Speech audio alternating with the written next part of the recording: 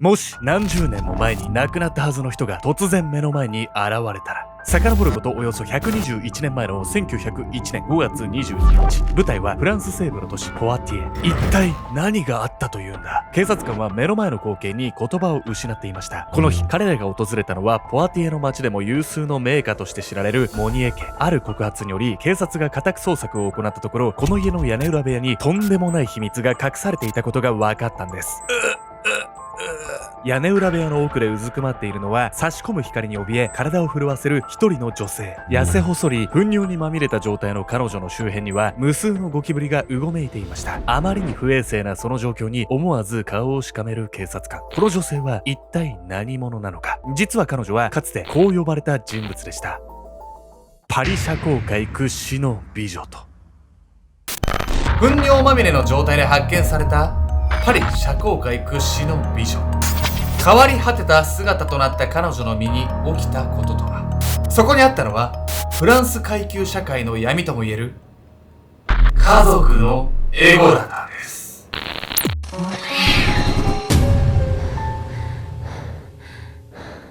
おそす、人の持つ本質は光だ。ケンちゃんです。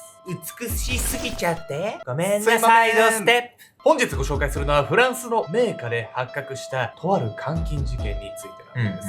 この事件ですね、発見された女性があまりに悲惨な状態だったこと、そして実は有名人であったこと、この2点においてね、ちょっとした話題になったような事件なんです。でも有名人だったらすぐに監禁されてることが話題になりそうじゃない？そうですよ、ですがね、この女性割と長期間ね監禁されていたにもかかわらず、その間監禁されていると疑われなかったんです。一体どんな事情があったのか、そしてその監禁が発覚した経緯とは、早速見ていきたいと思います。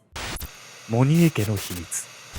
遡ることおよそ121年前の1901年5月22日、フランス・パリ。この日、パリ司法長官宛てに一通の手紙が届きました。司法長官殿、極めて重大な事態をお伝えします。ルイーズ・モニエの家にある女性が監禁されています。にわかには信じがたいその内容に、司法長官は手紙を持つ手を震わせていました。もしこれが事実ならとんでもないことだぞ。彼の動揺は女性が監禁されているという内容だけに対するものではありません。手紙に書かれていたルイーズ・モニエという人物は、フランス西部の町ポワティエの名家モニエ家の夫人。モニエ家は先代の主人エミールが地元の美術館で館長をしていたこともあり、地域住民から慕われている家庭でした。さらにある事情によってパリ周辺ではかなり有名な一家だったため、手紙の内容が本当なら大きな波乱を呼ぶことは明らかだったんです。何がある事情って？まだ言えないんですけど、監禁されているとされるね女性にもある事情があったんです。司法長官の判断を受け、警察はモニエ家を家宅捜索することに。家長のルイーズは突然の訪問に困惑した様子を見せるも、特に抵抗しようとはしませんでした。そして警察官が家の中を一通り見回った頃合いを見計らい、呆れた様子でこう促したんです。もう十分調べたでしょう。お引き取りいただけますか？現場にいた警察官のほとんどはその言葉に納得し、モニエ家を後にしようとしました。その時、おい、屋根裏部屋を見せてもらってないんじゃないか？一人の警察官が屋根裏部屋の存在に気づき、同僚たちを引き止めたんです。するとルイーズは態度を急変。そこはただの倉庫です。そう声を荒げ、必死の形相で警察官を止めにかかったんです。いや、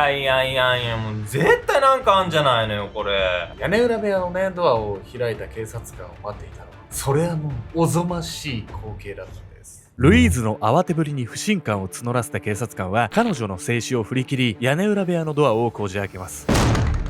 すると、なんだこの匂いは。ドアを開けた瞬間、立ち込める強烈な腐敗臭。屋根裏部屋の中にはゴミが散乱し、無数のゴキブリがうごめいていたんです。そして部屋の奥に目をやった警察官は、何か大きなものがもぞもぞと動いていることに気がつきます。その正体は痩せ細り糞尿にまみれた状態の女性。そう、司法長官に届いた手紙には続きがあったんです。司法長官殿、極めて重大な事態をお伝えします。ルイーズ・モニエの家にある女性が監禁されています。彼女は25年間自身の排泄物にまみれて暮らしています。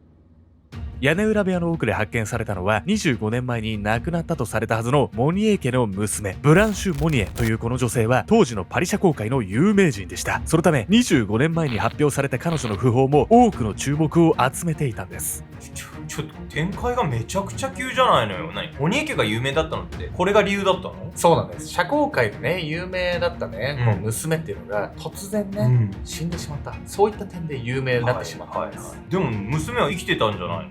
そうなんです。一体なぜこの娘さんはですね死んだことにされてしまったのか、早速見ていきたいと思います。パリ社交界の悲劇。1870年代、フランス・パリの社交界を魅了した一人の美女がいました。20歳を超えたばかりの彼女の名前はブランシュ・モニエ。類まれな美貌とモニエ家の地位からパリ社交界では知らない人がいないほどの有名人でした。当然求婚者も引く手あまた。しかしブランシュはそうやって多くの男性が言い寄ってくることに半ばうんざりしていたんです。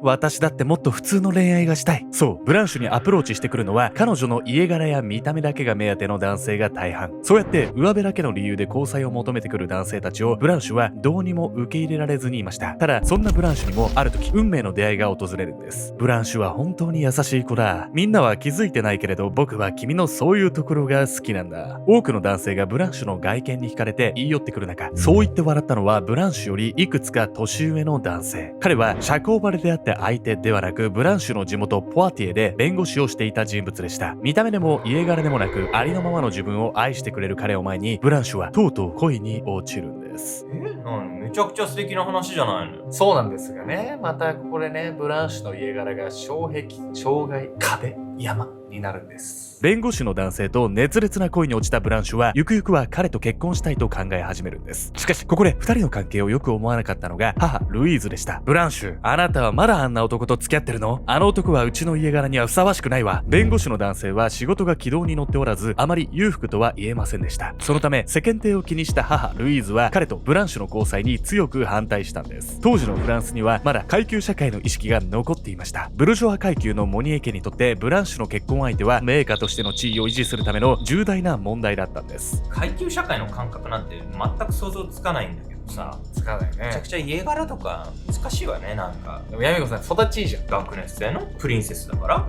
そう王族よ。あなた何族なの？俺フッサ族。フッサ族。フッサ出身なの。ところでね、このブルジョワっていう言葉、今で言うと単純にね、お金持ちということをイメージされる方も多くいるんですけど、実はそういう意味ではないんです。もともと。というわけで、ネタラキーワード、ブルジョワについて。ブルジョワとは中世ヨーロッパで生まれた言葉で、もともとは中産階級を表します。中世ヨーロッパには上流の貴族と下流の農民がおり、そのどちらにも属さない商工業者がブルジョワと呼ばれていました。しかし19世紀になると市民による革命運動が進み、特権階級だった貴族が衰退、中間層の地位が向上し、ブルジョワはいつしか富裕層を表す言葉になっていったんです。19世紀のフランス・パリにはサロンというブルジョワによる社交場が存在しました。このサロンで存在感を示すことはブルジョワ階級をリードする家柄となるために非常に重要なことでした。そのため他のブルジョワとのつながりを強くする必要があり、母ルイーズはブランシュの結婚相手にもこだわっていたんです。なるほどね。でもなんか恋愛さえも自由にできないなんか煩わっちいわね、ほんと。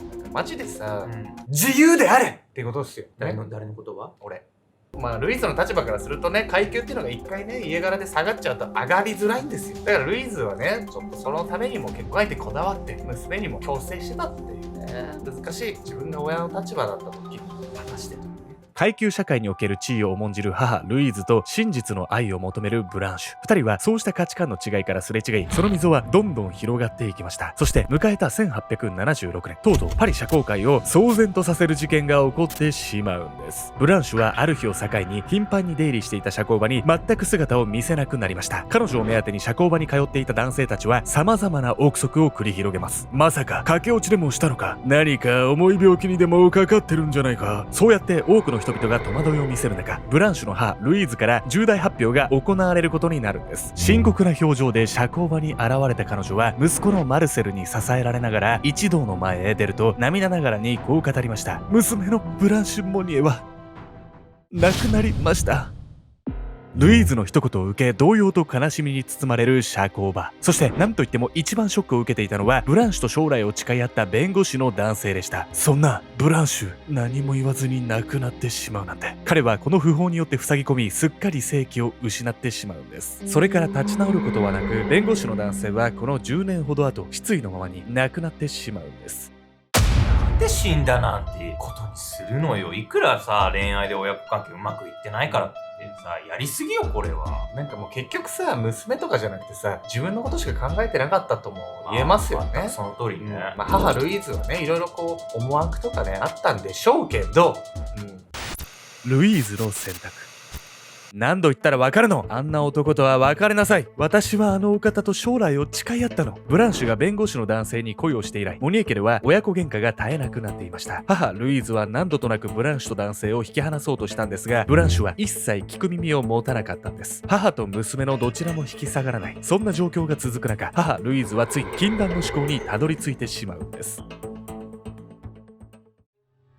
私はあのお方と別れる気はないわ。お母様が何を言っても無駄よ。男性との関係に反対する母に対し、いつものように堅苦な態度を示すブランシュ。するとこの日、母ルイーズはどこか諦めたような様子でこう言ったのだ。あら、そう。ならいいわ。マルセル、手はず通りにお願い。ルイーズがそう促した次の瞬間、何するの兄さん、話して。兄、マルセルがブランシュを抱え上げた。ブランシュ、悪いな。俺も正気の沙汰じゃないと思ってるよ。でもこれはモニエ家のためなんだ。マルセルは屋根裏部屋の扉を開けると、その中にブランシュを押し込み、出入り口に鍵をかける。ちょっと出してよ。激しく扉を叩く娘に対し、母ルイーズは言った。ブランシュ、あなたがあの男と別れるというまでこの扉は絶対に開けないわ。何？これでブランシュが折れなかったから何十年も監禁することになったわけ？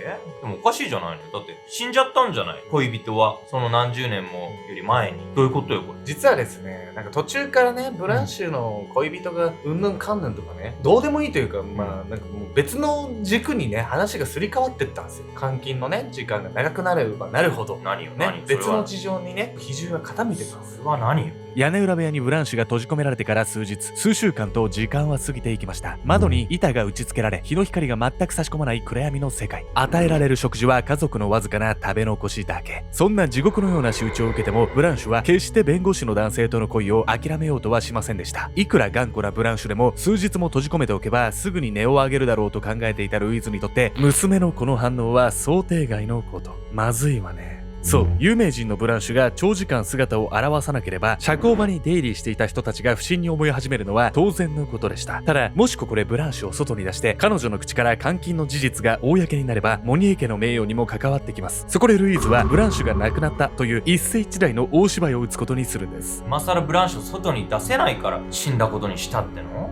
ありえないっすよね、本当に。家の名誉のためにね、人の命をね、そんな扱いにさらしてさ、何なってんだって話ですよ。価値観がわからないんですか？あの子には将来を誓い合ったお相手もいたのに残念でなりません。社交場を訪れた人々を前に涙ながらにそう語ったルイーズ。その傍らには傷ついた母を案じる息子マルセルの姿が。二人の迫真の演技によりブランシュはもうこの世にはいないものとして人々に受け入れられることになりました。こうして監禁の発覚は防がれ、モニエ家の地位は保たれたんです。そして亡くなったと公表した以上、ブランシュが恋を諦めようとも相手の男性が亡くなろうとも彼女を屋根裏部屋から解放することはできなくなってしまったんです。ここから25年、母ルイーズは本来の目的を完全に見失った状態でブランシュを生かさず殺さず監禁し続けることになるんです。恋人への愛を堅くなに貫いていたブランシュも終わりの見えない地獄が続く中、いつしか何も考えられない状態になっていたことでしょう。ほんとひどすぎるわよ。これもうこんなんさ、正気じゃいらんなくなるわよ絶対。その通りなんです。だって25年間という月日を考えてみてください。皆さん想像してみてください。本当に絶対にまともでいられるわけがない。25年の代償。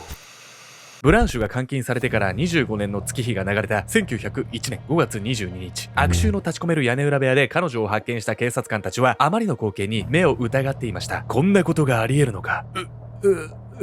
ドアから差し込んだ光に怯えうずくまるブランシュ。大丈夫ですか？警察官が問いかけるももはやコミュニケーションはままなりません。保護された彼女は髪の毛も爪も伸びきっていてボロボロの状態。すっかり痩せ細り、体重は25キロしかありませんでした。その後肉体的には回復したものの会話ができる状態にはとうとう戻らなかったんです。さらにブランシュが負っていた精神的ダメージはこれだけではありません。彼女は長く続く監禁生活の中で新たに異様な性質を身につけていたんです。ブランシュはなんと糞尿に興奮を覚えるようになっていたんです。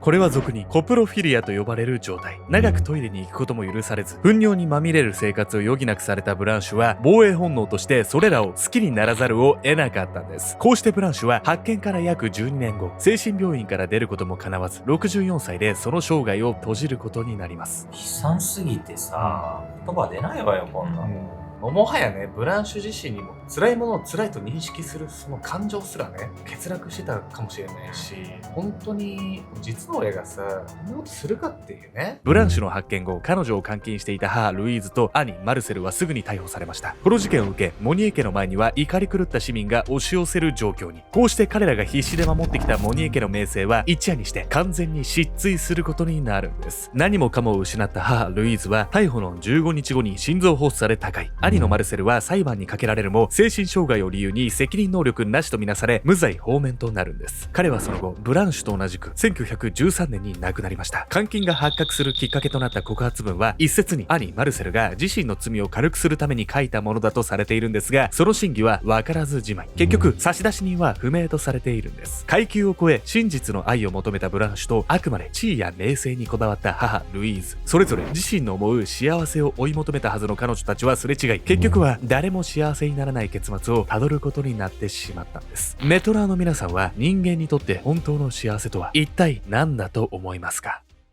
はい。あなたお知らせがあってね、私から。新作が出ました。何から？八姫茶寮かいやら。八姫茶寮からね。秋限定の新作マカロンが出たとちょっと報告いただきまして、今日ちょっと実際に私たちでね、食べてみようと。食べれるんですか？これ食べていいですか？これね、和栗と巨峰なんです。隠し味にね、日記を使ってるんです。日記。シナモンですね。うん。厳密に言うと違うんですけどね。ちょっと食べてみましょう。私も食べる。柔らか。美味しい。やっぱ美味しいわ、これ。うちょっとラム酒が入れてあって、隠し味の日記がすごい香りがふわって広がって。で、あなた、今日も持ってきました。これは何茶ですか？和紅茶がすごく合う。和紅茶ね。八姫茶寮の特徴としてはマカロンと飲み物のペアリングっていうところもね、味噌なんでね。いただきます。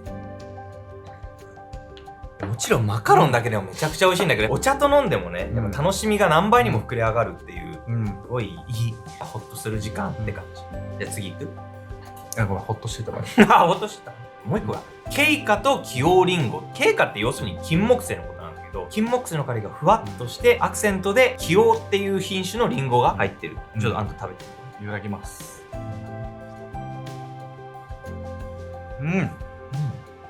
もうほろっとしてる。刺山さ。好き。初恋の味。初恋の味。いや、わかんない。ベースがお芋でちょっとそこに金木犀が香ってアクセントでリンゴがあるっていうね、もう秋の味覚ですよ、これ。これも和紅茶に合わせてね。合う。これがもう季節限定だからさ、ちょっと数量限定なんだけど、売り切れちゃったらごめんなさいって、もう数が終わり次第終了になっちゃうっていう商品なんでね、ちょっとみんなこれを機に楽しんでみてほしいです。